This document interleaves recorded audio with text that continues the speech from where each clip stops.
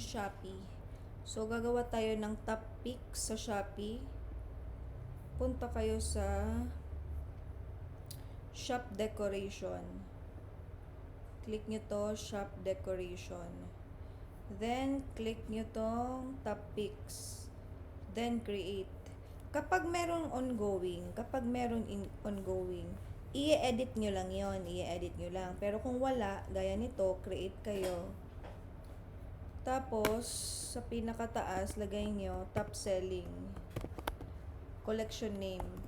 Itong top selling na to, sa lahat na gagawin nyo, ito yung ilalagay nyo, top selling. Then, add products. Dapat ito nakaklik. Add products. Sa pagpili ng products, i-arrange nyo to from highest sales to lowest sales.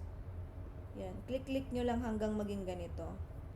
Tapos, ang pipiliin nyo, top 10 products. 1, 2, 3, 4, 5, 6, 7, 8, 9, 10. Okay? 1, 2, 3, 4, 5, 6, 7, 8, 9, 10. 10 siya. Top 5 lang tuloy. Top 5. So, 1, 2, 3, 4, 5. So, yung 5 na yan, i-click nyo lang, then confirm. Then, confirm. Activate now. Ganun lang siya. Example, meron nang nakalagay na ganito sa store na to. I-edit nyo lang yan. I-edit nyo. Tapos, pag mag-edit kayo,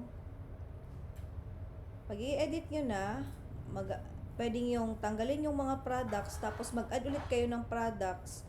Piliin nyo syempre yung may pinakamataas na sales, so 5. Okay, then confirm. Activate now. Ganun lang siya kadali, yung top picks. Pagawa ako nito sa lahat ng stores except sa Beauty Plus Official.